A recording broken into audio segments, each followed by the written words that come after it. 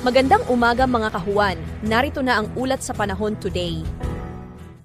Magandang umaga. Narito na ang pinakahuli sa lagay na ating panahon ngayong araw ng Linggo, February 8, 2026. Narito ang ating pinakahuling satellite image kung saan nakikita nga natin yung linya ng kaulapan sa loob ng ating Philippine Area of Responsibility.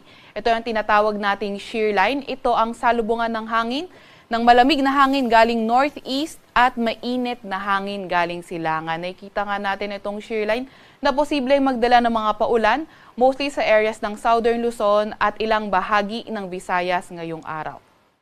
Samantalang northeast monsoon naman o amihan, nakikita natin na makakaapekto naman sa Northern Luzon at magdadala rin ng mga paulan sa ilang bahagi ng Hilagang Luzon. Sa kasalukuyan naman, wala tayong namomonitor na low pressure area or bagyo sa loob ng ating Philippine Area of Responsibility. Para naman sa lagay ng ating panahon, ngayong araw nakikita nga natin, nabanggit nga rin natin yung shear line, ito yung magdadala ng maulap na papawirin, mga kalat-kalat na pag-ulan at mga pulupulong thunderstorm sa may lugar ng Mimaropa, sa may Bicol Region, sa may Aurora, sa may Quezon, pati na rin sa may Laguna at Rizal.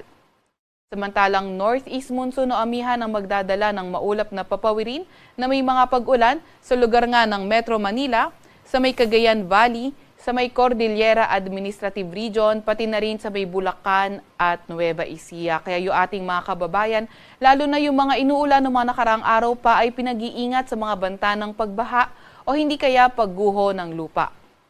Para naman sa nalalaming bahagi ng Luzon, mas magandang panahon ang inaasahan na may mga tsansa ng mga may hinang pag-ulan. Agwat ng temperatura ngayong araw sa Metro Manila ay 23 to 29 degrees Celsius. Agwat naman ng temperatura ngayong araw sa may Baguio ay 15 to 24 degrees Celsius, 22 to 27 degrees Celsius naman sa may Tagaytay. Agwat ng temperatura sa may Lawag ay 22 to 30 degrees Celsius, 19 to 27 degrees Celsius sa may Tugigaraw at 25 to 29 degrees Celsius naman sa may Legazpi. Agwat ng temperatura bukas sa may Puerto Princesa at Kalayaan Islands ay 24 to 30 degrees Celsius.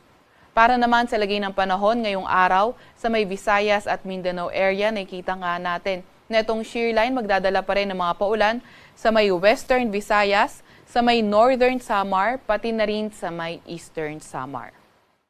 Mas magandang panahon sa nalalabing bahagi ng Visayas at sa may Mindanao kung saan may mga tsansa lamang tayo ng mga localized thunderstorm.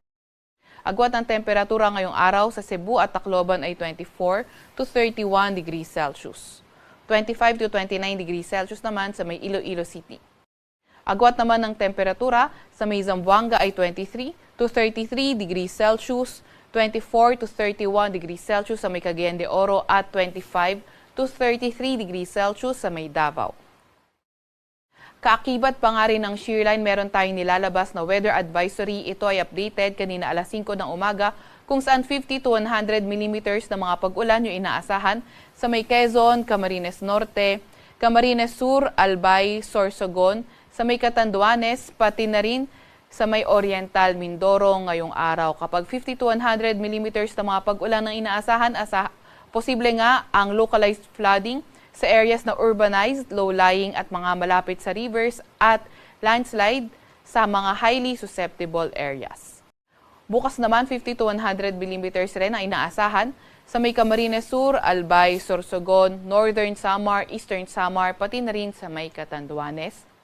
At sa Tuesday, February 10, 50 to 100 millimeters na mga pag-ulan, inaasahan sa may Albay, Sorsogon, Northern Samar, pati na rin sa may Eastern Samar. Kaya muli, ingat, lalo na sa mga inuulan ng mga nakaraang araw pa at laging makipag-coordinate sa ating mga DRR officers.